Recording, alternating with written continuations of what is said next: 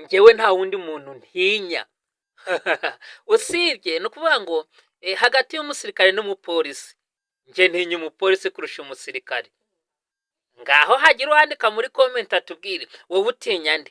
Dufite abantu bane, dufite umupolisi, dufite umusirikare, dufite umudaso, dufite umucungagereza. Muri abo bantu ninde utinya ku buryo bavuze ngo by'ukuri buri wese aje no mu rwego rw'umutekano bajya muri uhe rwego? Hari abajya muri daso, hari abajya mu bapolisi, hari abajya mu gisirikare, hari n'abajya kuba abacungagereza. Ariko kuri uyu mwanya ndimo ndavuga nti njye ntinya umupolisi kurusha umusirikare. Wowe hari uwutinya se muri aba? Tubwire. Baramutse bavuze ngo buri wese agire aho abarizwa, wabarizwa hehe? Ese kubera iki wakwibaza ngo kubera iki ntinya umupolisi kurusha umusirikare? Impamvu ntinya umupolisi kurusha umusirikare, gusa reka tubanze tubasabe mukore subscribe kuri channel yacu, kandi uhita ukora share udusangiza abandi. Niho biragaragara ko by'ukuri ntawe unshigikiye. Reka tubanze turebe umusirikare. Ubundi iyo ugiye kuba umusirikare urasabwa iki? Urasabwa kuba ufite discipline, urabyumva neza, ukaba witeguye gupfira igihugu.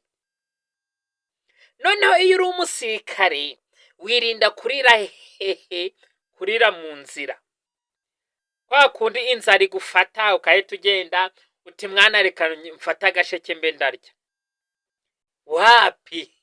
Nta musirikare urira mu nzira. Ni ukuvuga ngo discipline yabo irabaranga, kandi iyo umubonye muri ya mwambaro uhita umwubaha uko yaba ari kose, apfa kuba ari umusirikare. Rero umusirikare ni umuntu urwanira igihugu akaba yakitangira mu buryo bwose bushoboka. Gusa reka tubanze dusuhuze abasirikare aho muri hose. Hari abari kucunga umutekano mu bihugu bitandukanye, hari abari kuwucunga mu gihugu cy'u Rwanda, hari n'abari mu zabukuru. Turabashimiye kubw'umusanzu wanyu mwatanze, turabashimiye kubw'imbaraga zanyu muduha kugira ngo dukomeze tugire amahoro n'umutekano.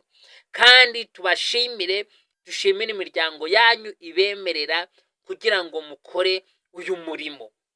Tunashimire n'igihugu muri rusange kivuga giti ugomba kuba umusirikare uko byagenda kose, kikabaha iniforome, kikabaha imbunda, kikabaha amasa, kikabaha ibyo kurya, ibikenerwa byose kugira ngo umutekano ubashe kuba wagenda neza. Rero niyihe myitwarire y'umusirikare ku rugamba? Ni ukuvuga ngo umusirikare abujijwe kurasa agapfusha isasu ubusa. Umusirikare abujijwe gukora ibintu ibyo ari byo byose mu nyungu ze bwite yitwaje iriya niforome. Reka tubibutse ko nyaboneka nimutarakora subscribe, uyu ari wo mwanya wo kuyikora kugira ngo mukomeze kuryoherwa n'ibiganiro byacu. Rero twari turimo tuvuga duti ese mu by'ukuri wowe ukunda mbese n'uwuhe utinya muri abo bose? Njye nabwiye ko ntinya umupolisi kurusha umusirikare. Ndaza kubaha impamvu zigera muri 70.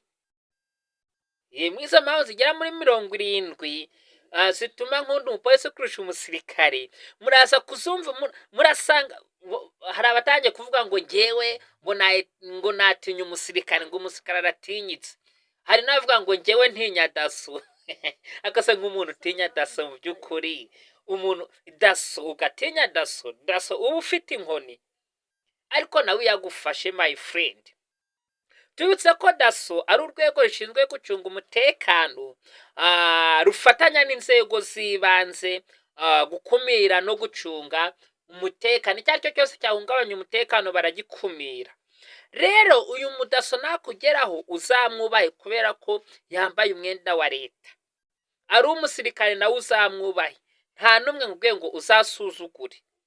Hari n'uyu mucungagereza nawe uzamwubahe kubera ko nawe burya adufasha mu nzego zitandukanye, gufata babandi akabagurura akabigisha akabahurira ni ukuvuga ngo aba bantu